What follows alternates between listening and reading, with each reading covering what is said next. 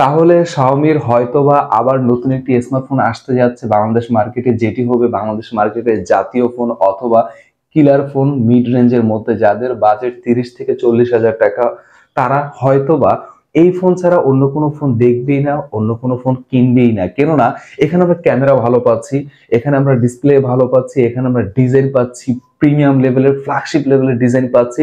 মাত্র 30 থেকে 40 হাজার টাকার মধ্যে হয়তোবা আমরা এই ফোনটি পেয়ে যাব হাতের নাগালে। আমরা জানি যে Xiaomi Redmi Note সিরিজের যে ফোনগুলো হয়ে থাকে, সেই ফোনগুলো কিন্তু প্রাইস ভার্সেস কনফিগার সুপার হয়ে থাকে, অন এভারেজ প্যাকেজ আমরা ভালো পেয়ে থাকি। সো Xiaomi কিন্তু রিসেন্ট একটি নতুন স্মার্টফোন রিলিজ করে দিয়েছে, Xiaomi Redmi Note 30 Pro Plus smartphone. নাম কিন্তু বিশাল বড়, সো কনফিগারও কিন্তু বিশাল বড় বড় কিছুই দিচ্ছে। সো কি কনফিগার দিচ্ছে সেটা নিয়ে আজকে আমরা ডিটেইলে আলোচনা করব। নতুন হলে সাবস্ক্রাইব করতে ভুলবেন না, পাশে থাকা বেল বাটন প্রেস করে দিবেন। কথা না বাড়িয়ে চলেন আমরা মেন ভিডিওতে ঝাঁপিয়ে পড়ি। অলরাইট, প্রথমেই যদি আমরা এর ডিজাইন নিয়ে কথা বলতে চাই, এই ফোনটির ডিজাইন সত্যি কথা বলতে খুবই ফ্ল্যাগশিপ লেভেলে দেওয়ার চেষ্টা করেছে। ব্যাক প্যানেলের যে ডিজাইন আমার কাছে খুবই দারুণ লেগেছে। এখানে আমরা সলিড লেদার টেক্সচার পাচ্ছি, হ্যান্ড ফিল চমৎকার পাবেন, দারুণ পাবেন, একদম সলিড লেদার পাচ্ছি। এবং ব্যাক প্যানেলে সুন্দর করে Xiaomi লোগো দেওয়া রয়েছে এবং 200 মেগাপিক্সেল ক্যামেরা সেন্সর, সেটাও কিন্তু ব্র্যান্ডিং করা রয়েছে। এবং সাইড ফ্রেমের দিকে যদি আমরা তাকাই, দূর থেকে দেখলে মনে হবে সাইড ফ্রেম আমরা পাচ্ছি মেটাল, বাট এটা মেটাল না, এখানে আমরা প্লাস্টিক পাচ্ছি, পলিকার্বনেট ফাইবার। সো নরমালি যে স্ক্র্যাচ পড়ার সম্ভাবনা খুবই কম। সো প্রাইস ভার্সেস ডিজাইন বলা যেতে পারে ওয়াও লেভেলের একটি ফ্ল্যাগশিপ ফোনের ডিজাইন আমরা যেমনটা দেখে থাকি ঠিক তেমনটাই দেখতে পাচ্ছি Xiaomi Redmi Note 30 Pro Plus যে স্মার্টফোন রয়েছে সেখানে। বাট ইন্টারেস্টিং ফ্যাক্ট হচ্ছে এই ফোনটির মধ্যে কিন্তু এই প্রাইস পয়েন্টে আমরা IP68 আমরা কিন্তু দেখতে পাচ্ছি, তার মানে ওয়াটারপ্রুফ আপনি পাচ্ছেন। যদি আপনি গান শুনতে চান তাহলে আপনি সুইমিং পুলে গিয়ে পার্টি শার্টি করতে পারবেন, গান শুনতে পারবেন, কোনো প্যারা নেই।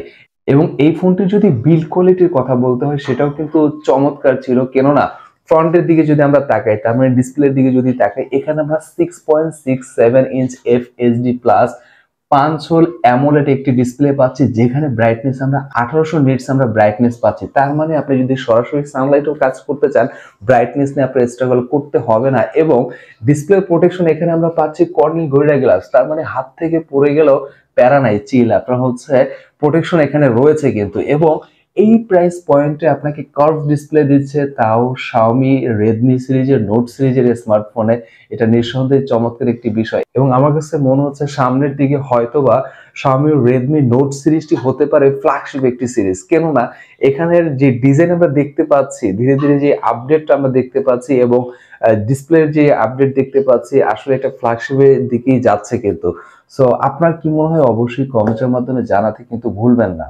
এরপর যদি আমরা একটু ক্যামেরার দিকে তাকাই, এই ফোনের কিন্তু ব্যাক প্যানেল আমরা ট্রিপল ক্যামেরা সেটআপ পাচ্ছি। একটি ফ্ল্যাগশিপ ফোনের মধ্যে ক্যামেরায় যতগুলো সেন্সর দরকার অলমোস্ট সবকিছু দেওয়ার চেষ্টা করেছে Redmi Note 30 Pro Plus এই স্মার্টফোনটির মধ্যে। মেইন যে শুটার সেটি হচ্ছে 200 মেগাপিক্সেল এবং 8 মেগাপিক্সেলের আলট্রা ওয়াইড পাচ্ছি এবং 2 মেগাপিক্সেলের ম্যাক্রো পাচ্ছি। সো এখন কথা হচ্ছে 200 মেগাপিক্সেলের আউটপুট আমরা কেমন দেখতে পাচ্ছি। যতটুকু আমরা ইউটিউবে রিভিউ দেখেছি বা হচ্ছে ওয়ার্ল্ড ওয়াইড যে রিভিউগুলো রয়েছে সেখান থেকে ঘাটাঘাটি করে আমরা দেখেছি বা হচ্ছে যতটুকু বুঝতে পেরেছি, 200 মেগাপিক্সেলের আউটপুট মোটামুটি এভারেজ একটি জায়গায় থাকবে। বিশেষ করে ইউলো এবং হচ্ছে অরেঞ্জ কালারটা একটু বুস্ট আপ বেশি হয়, ন্যাচারাল ছবিটা পাবে না, খুব কালারফুল ছবি দেওয়ার চেষ্টা করে এখানে। বাট ইন্টারেস্টিং ফ্যাক্ট হচ্ছে সেলফি ক্যামেরার দিকে যদি তাকান, সেলফি ক্যামেরা পাচ্ছেন 16 মেগাপিক্সেল, বাট সেলফি ক্যামেরার আউটপুট যথেষ্ট ভালো ছিল এবং ন্যাচারাল ছবি দেওয়ার চেষ্টা করেছে। এখানে এক্সট্রা কালার বুস্ট আপ আমরা দেখতে পাচ্ছিলাম না। সো র অথেন্টিক কালার দেওয়ার চেষ্টা করেছে এবং পোর্ট্রেট মোড আমরা ভালো পেয়েছি। যদি ভিডিও ক্যাপচার করতে চান 200 মেগাপিক্সেল ক্যামেরা দিয়ে আপনি 4K পর্যন্ত আপনি ভিডিও ক্যাপচার করতে পারবেন এবং যথেষ্ট স্টেবল ছিল। সো আপনি যদি ব্লগ করতে চান বা হচ্ছে ভিডিও করে ইউটিউবে আপলোড করতে চান, নিঃসন্দেহে সেটা করতে পারবেন, কেননা ভিডিওর আউটপুট ভালো ছিল 200 মেগাপিক্সেলের। এবং 200 মেগাপিক্সেলের যদি ছবি তুলতে চান অবশ্যই আপনার আলাদা করে সেটিং অন করতে হবে, দেন হচ্ছে ছবিটা ক্যাপচার করতে হবে। সো প্যারানাই চিল। ক্যামেরা ভার্সেস প্রাইসের কথা বললে, এই প্রাইস পয়েন্টে আপনি যদি একটা মিড রেঞ্জের ফোন চান 30 থেকে 40 হাজার টাকার মধ্যে, এবং ক্যামেরা ফোনের কথা যদি বলেন, নিঃসন্দেহে দেখতে পারেন Redmi Note 30 Pro Plus এই স্মার্টফোনটি। কেননা ক্যামেরা যথেষ্ট ভালো লেগেছে, বিশেষ করে সেলফি লাভার যারা তাদের জন্য অবশ্যই রেডমির এই ফোনটি। এছাড়াও আমরা যদি একটু পারফরমেন্সের দিকে তাকাই, এখানে কিন্তু আমরা টোটাল 3টে ভেরিয়েন্ট পাচ্ছি। একটি হচ্ছে 8/128 12 জিবি, 256 জিবি এবং 12 জিবি, 512 জিবি। এর পাশাপাশি এখানে যে চিপসেট দিয়েছে সেটা হচ্ছে ডায়মন্ডসিটির 72004 এর আর্কিটেকচারের একটি আমরা চিপসেট দেখতে পাচ্ছি। সো এই প্রাইসের কথা যদি চিন্তা করেন, এই প্রসেসর কিন্তু সুপার লেভেলের পারফরমেন্স দেবে। যদি আপনি উড়াধুরা লেভেলের গেমিং ফোন চান, এটা আসলে সেই লেভেলের গেমিং ফোন না, বাট আপনি যদি ওভারঅল একটি প্যাকেজ চান তাহলে এটা কিন্তু নিঃসন্দেহে চমৎকার একটি ডিল হতে পারে। যদি বাংলাদেশ মার্কেটে সিনারিওতে ফোনের দাম অনেকখানি বেশি আমরা পাই, বাট ইন্ডিয়ান মার্কেটে কিন্তু একদম অ্যাট্রাকটিভ দাম দিয়েছে। 128 যে ভেরিয়েন্ট সেটি হচ্ছে 31,999 রুপি।